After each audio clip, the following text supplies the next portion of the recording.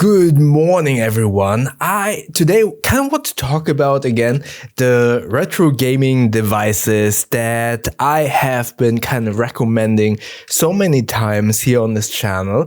Not only because they are fun, because I personally kind of consider them somewhat of a mental health tool. That might be a little bit much, but let me get to that in just a second, because I watched this video by Isaac OS where he said something along, or the title of the video is "Retro Games Are Saving Me in 2026." And I kind of wanted to add to that a little bit, because a couple of things that he mentioned in that video, I personally didn't know, but also are kind of supporting what I'm saying here on this channel. So his argument, or the premise of his video, is that modern gaming is very, very expensive, not as accessible might be the wrong word, but not as quickly to get into.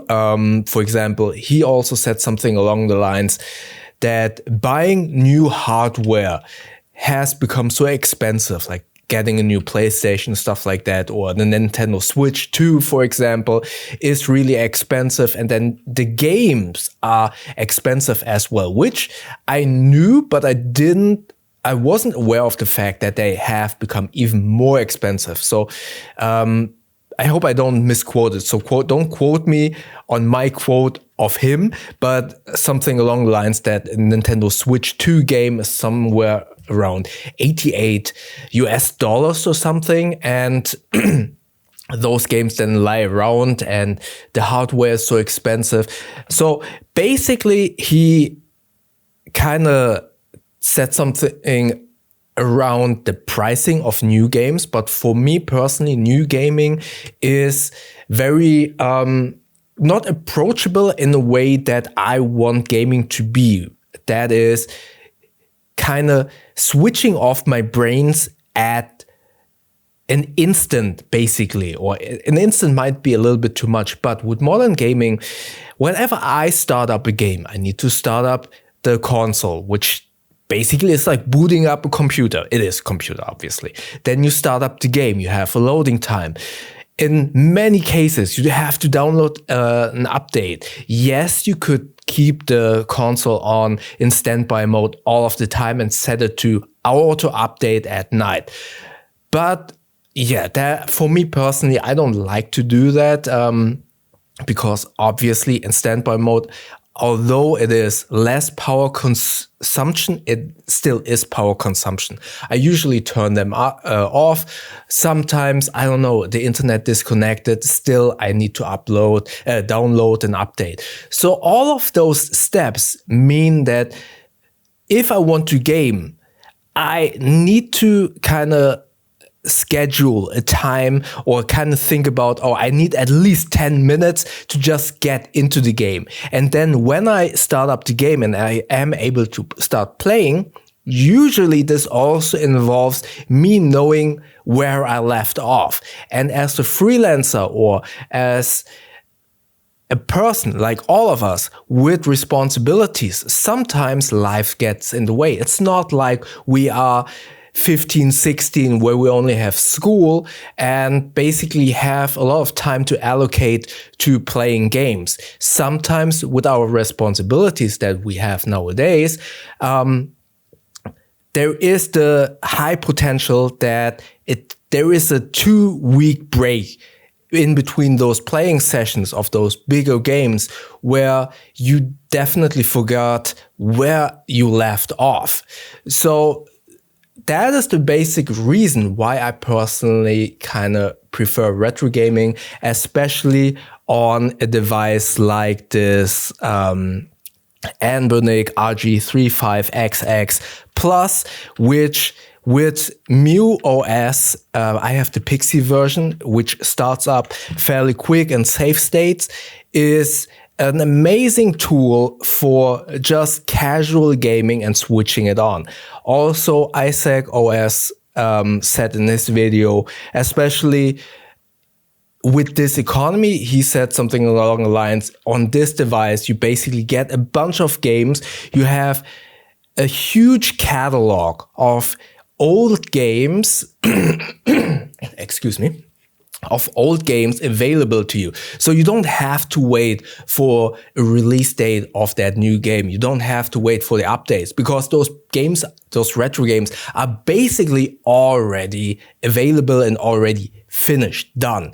You can play them right away. You don't have to wait. And he also said something like, I didn't try this yet, but for example, Pokemon has this huge community where they make a ROM, I'm not sure if the name was Rom Hacks, but where they take an old game and kind of hack it basically to make either a new story or implement like creature comforts, better maps or stuff like that. So I haven't tried it yet because I'm not that big in Pokemon games, but I think if you are, that might be really interesting, because essentially it means you play a new Pokemon Game Boy Advance game that you haven't had access when you were younger. So that is really cool. So basically a new game in an old clothing or in an old form factor. And I like that a lot. Excuse me. And again, for me, these types of devices, the RG35XX Plus in particular, this is so small. Let me just... So you saw that the RG35XX is basically the same size as my Logitech MX Master mouse or my Samsung Fold 5 phone. So it has a basically similar form factor, which means I can put it easily into my pants pocket or my sling bag and carry it with me. Now, why did I say that this is a mental health tool for me? So right now I am in this big project for an advertising client, and I am on a time crunch, which then again also gives me a little bit of stress. And sometimes when you have a little bit of stress, when you are very involved in a project, it is helpful to somewhat clear your mind, reset your brain to get, and I repeat, I sound like a broken record. If you have watched my videos in the past, you heard this so many times already. I need to reset my brain, get a clean slate for me to then go back to my work with a new perspective. A fresh mind, a clean slate gives you a new perspective on whatever you have to do. And the easiest way for me personally to get, to reset my mind is to quickly play a game. Like something like Tetris, or even better, something where I dive into the story. Like, for example, I'm playing now Final Fantasy VI. A couple of minutes, not much, 10 to 20 minutes maybe, just playing one of these games, or Super Mario, whatever it might be, whatever tickles your fancy, right? Helps you to get your brain on a different thinking path for just 10 to 20 minutes. And then when you stop playing, you can get back to your project and work on that project with a new, fresh perspective. And that is so helpful. And this is also, it doesn't even have to be work.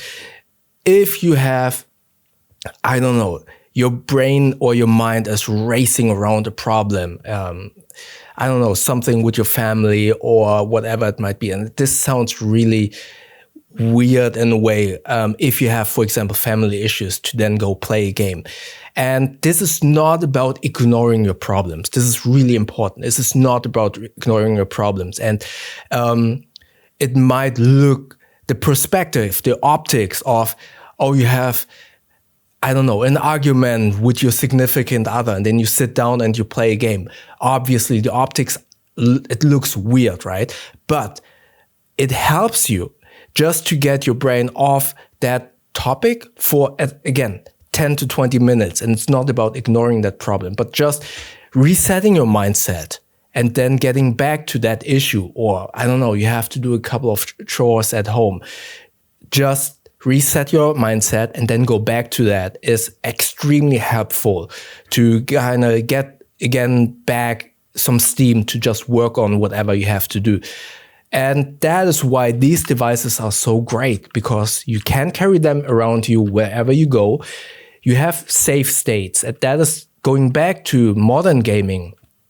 If you have something, for example, Red Dead Redemption is a really good example for me. I love that game, but I left off, just like Witcher 3, I left off because I had to do this big project.